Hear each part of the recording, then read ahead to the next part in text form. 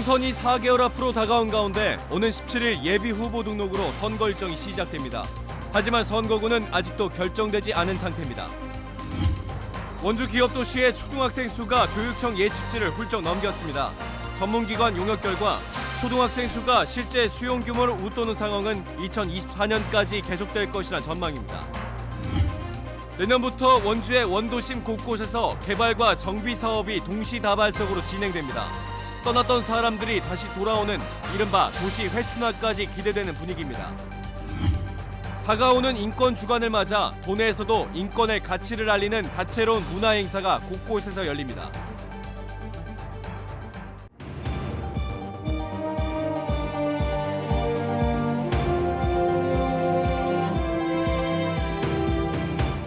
안녕하십니까. 뉴스데스크 원주입니다. 제21대 국회의원 선거까지 4개월 조금 넘는 시간이 남았습니다. 선거 일정도 곧 시작되는데요. 하지만 선거구는 아직도 정해지지 않았습니다. 이재규 기자가 취재했습니다. 내년 4월 15일 치러지는 국회의원 선거까지 남은 날은 131일. 선거 일정도 본격화하고 있습니다. 오는 17일 예비 후보자 등록이 시작됩니다. 이때부터 선거운동도 가능해집니다. 예비후보자로 등록하게 되면 선거사무를 설치하고 명함을 이용하거나 예비후보자 홍보물을 발송하는 등의 방법으로 선거운동을 할 수가 있습니다.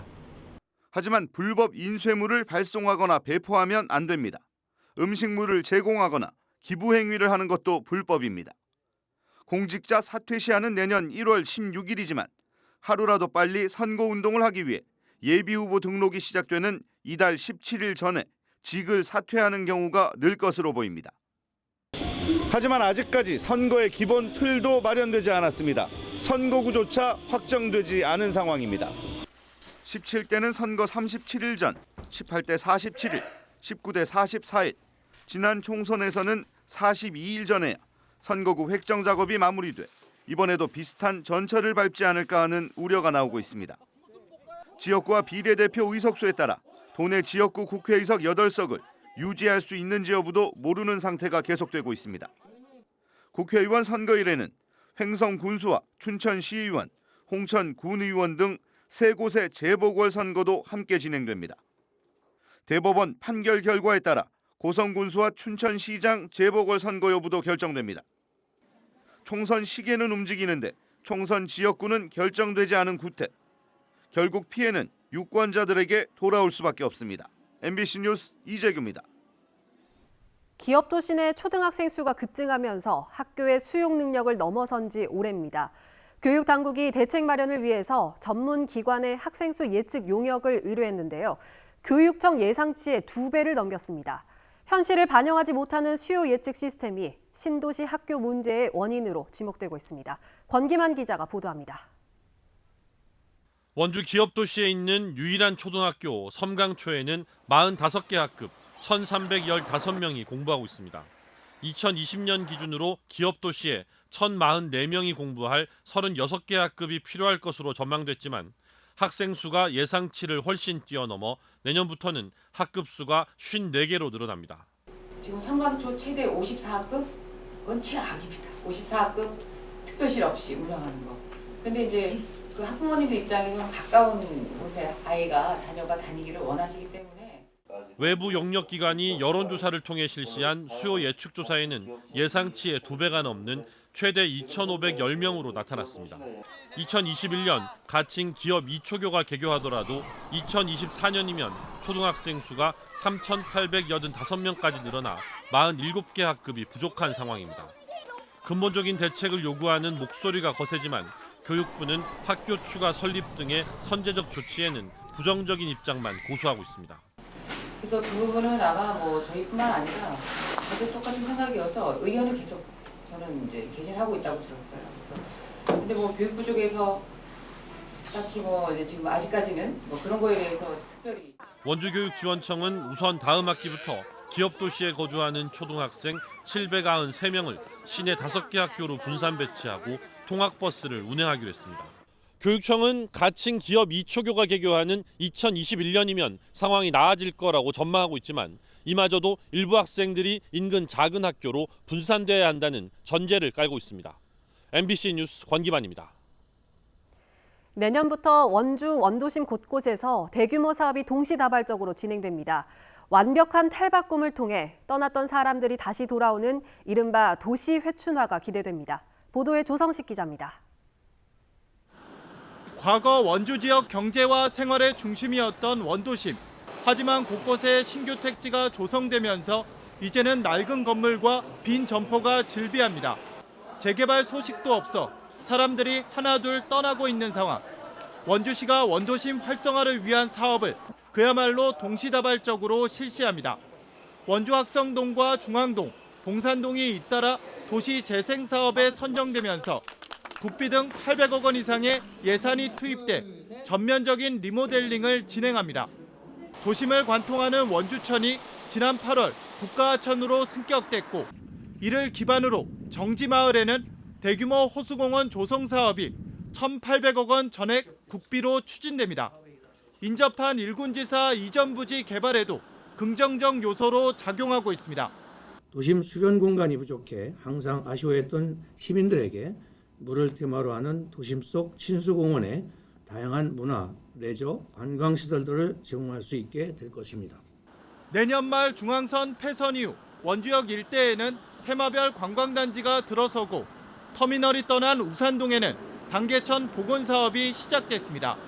중앙시장을 중심으로 반경 2km 안에 8개 사업이 집중되며 예산 규모만 1조 2천억 원으로 90%가 국비입니다. 중앙시장을 중심으로 약 1조 이상 지원하게 됩니다. 이곳에 문화도시라든지 창의도시를 가미시키면 아마 중앙시장 일대 원도심은 더욱더 활성화될 것입니다. 낙후된 원도심이 대대적인 탈바꿈을 시작하면서 떠났던 사람들이 다시 돌아오는 도시 회춘화에 대한 기대감을 높이고 있습니다. MBC 뉴스 조성식입니다. 이번 주말부터 일주일이 이른바 인권 주간입니다. 강원도에서도 인권의 가치를 알리는 다채로운 문화 행사가 열리는데요. 이윤 기자가 알려드립니다. 경기도 안산시의 외딴섬 선감도에 있었던 소년수용소 선감학원. 불황아를 수용한다는 취지로 일제강점기인 1942년에 지어져 1982년 폐쇄됐습니다. 남루한 옷을 입었다는 이유로 아무 죄도 없는 아이들까지 납치하고 감금했습니다. 잡혀간 소년들은 축사나 염전에서 강제 노역에 시달리고 수시로 집단 폭행을 당하며 죽어갔습니다. 시설이 문을 닫은 지 30여 년이 지났지만 수용 생활을 했던 이들은 여전히 정신적 고통에 시달리고 있습니다. 어렸을 때 그곳에 끌려가가지고 배움의 기회를 놓치고 그러다 보니까 이제 성장기에 어떤 거기에서 오는 문제가 이제 이 나이 지금 60 넘어서도 그게 이제 연속으로 지금 되고 있다는 거. 선감 학원의 희생자들을 추모하고 피해자 회복을 위한 특별법 제정의 공감대가 확산될 수 있도록 사진전이 열리고 있습니다. 기록 사진 20여 점과 관련 영상물이 오는 10일까지 전시될 예정입니다. 영동 지역의 민간인 학살 문제를 조명한 다큐멘터리 숨, 2014년 홍콩의 민주화 시위를 소재로 한 우산혁명 등 인권 문제를 다룬 6편의 영화가 선보입니다. 내일까지 강릉시 영상미디어센터에서 인권 영화제가 열립니다.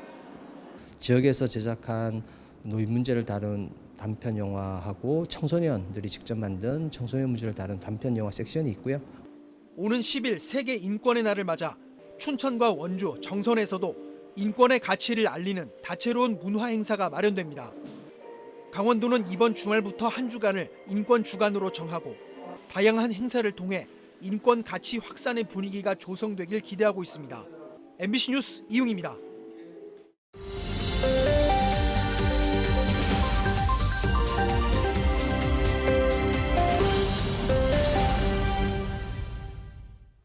오늘 밤과 내일 원주를 비롯한 영서 지역은 추위가 계속되는 가운데 한때 눈이 내리는 곳이 있겠습니다. 예상되는 눈의 양은 1cm 안팎으로 내일 새벽부터 오전 중에 눈발이 날릴 것으로 보입니다. 내일 아침 최저 기온은 원주가 영하 7도, 횡성과 영월, 평창이 영하 9도로 오늘보다 2도에서 3도가량 오르겠습니다. 기상청은 밤사이 일부 지역에는 눈이 쌓이겠다며 교통 안전에 유의할 것을 당부했습니다. 광해관리공단이 도내 석탄 폐광산 수질 개선 공사 현장에서 안전 점검을 실시합니다. 오는 13일까지 영월과 태백, 정선과 강릉 등 도내 8곳에 대해 석탄 폐광산 수질 개선 공사지의 시공과 감리 실태를 점검합니다. 조치가 필요한 사항은 위탁 시공사를 상대로 시정 조치를 내릴 방침입니다. 광해관리공단은 전국 5,500여 개 폐광산에 안전사고가 발생하지 않도록 안전점검을 이어갈 계획입니다. 오늘 새벽 1시 10분쯤 원주시 흥안면 한라대학교 정문 인근 도로에서 23살 정모 씨가 몰던 승용차가 주택으로 돌진했습니다. 이 사고로 운전자 정 씨가 그 자리에서 숨졌습니다. 경찰은 정 씨가 굽은 도로에서 중앙선을 넘어 주택 대문을 들이받은 것으로 보고 차량 블랙박스 등을 확보해 사고 경위를 조사하고 있습니다. 2019 평창 스노우 오케스트라 정기 연주회가 내일 평창 송어 종합공연체험장에서 열립니다. 동화 평화란 어떤 걸까를 원작으로 한 이번 연주회는 동화와 나레이션으로 구성된 영상 위에 오케스트라 연주를 더해 풍성한 이야기로 꾸며질 예정입니다. 이 자리에서는 또 올해 평창군이 K-팝 교육 프로그램을 통해 발굴한 팀 온세미로가 첫 선을 보일 예정입니다. 강원도 교육청이 오늘부터 이틀 동안 원주 오크밸리에서 분야별 교육 합동 성과 보고회를 열었습니다. 다문화 교육 지원단 등 교원 60여 명이 참석한 이번 보고회에서는 다문화 교육과 세계 시민 교육, 유네스코 학교 등 모두 3개 분야의 사례를 발표했습니다. 주요 발표로는 공정무역의 개념과 착한 소비 실천 방안, 국제문화 이해를 위한 학생들의 협업 활동 등이 포함됐습니다. 또 현장 교사들의 주제 토론과 전문가들의 발표 등 다문화 사회를 이해하기 위한 시간도 마련됐습니다. 횡성군이 오늘부터 2주 동안 치매 안심센터에서 치매 환자와 가족들이 만든 작품을 전시합니다. 올 한 해 치매 안심센터 인지 프로그램에 참여한 환자와 가족들의 그림과 공예품 등 모두 120여 점이 전시될 예정이며 지역 주민 누구나 관람할 수 있습니다. 이번 전시회는 치매 어르신들의 자존감과 성취감을 향상하고 치매에 대한 부정적인 인식을 개선하기 위해서 마련됐습니다. 조선시대 문신 송곡 이서우를 원주 지역 역사적인 인물로 조명하기 위한 학술 행사가 오늘 역사박물관에서 열렸습니다. 이번 학술대회는 지역 인물 발굴과 관련 자료의 문화재 지정을 위한 것으로 송곡 이서우의 생애와 문학작품 등을 조명하는 자리로 마련됐으며 원주 역사박물관은 그동안 수집한 이서우의 초상화와 계유도 등의 역사 자료도 공개했습니다. 송곡 이서우는 17세기 후반 남인 문단의 종장으로 평가받으며 조선 시사의 주요 작가로 알려져 있고 현재 원주시 불온면 단강리의 영정각이 위치해 해마다 후손들이 탄신제를 올리고 있습니다. 영월 별마로 천문대가 국내 최신형 디지털 천체 투영기를 운영합니다.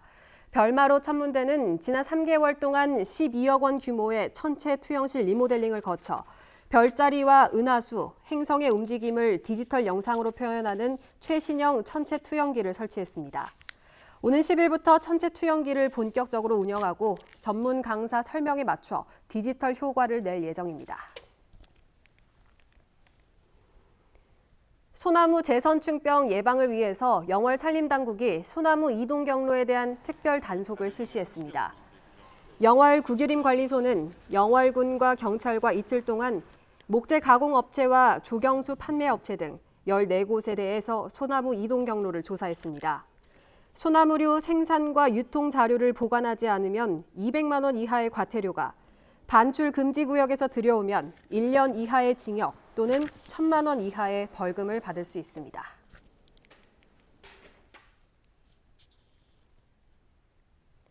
인구 감소를 막기 위해서 다양한 정책이 추진되고 있습니다. 강원도는 인구 정책 우수 시책 경진대회를 열고 도내 6개 시군에서 제출한 인구 감소 방지 대책을 우수 사례로 선정했습니다.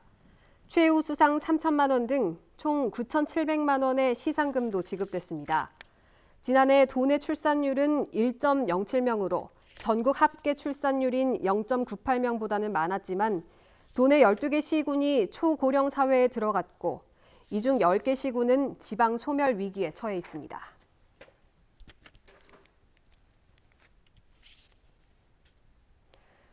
도내 무연고 사망자가 증가하고 있습니다. 강원도에 따르면 도내 무연고 사망자는 2014년 38명, 2016년 67명, 지난해 128명으로 해마다 늘고 있습니다. 올 들어 지난 6월까지 발생한 무연고 사망자도 41명이나 됐습니다.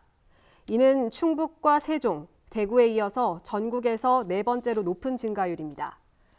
65살 이상 노년층에 집중됐던 분포도 점차 확대돼서 올해 고독사 중 40대와 50대 중년층이 노년층보다 많은 것으로 확인됐습니다. 이상으로 뉴스데스크 원주를 마칩니다. 고맙습니다.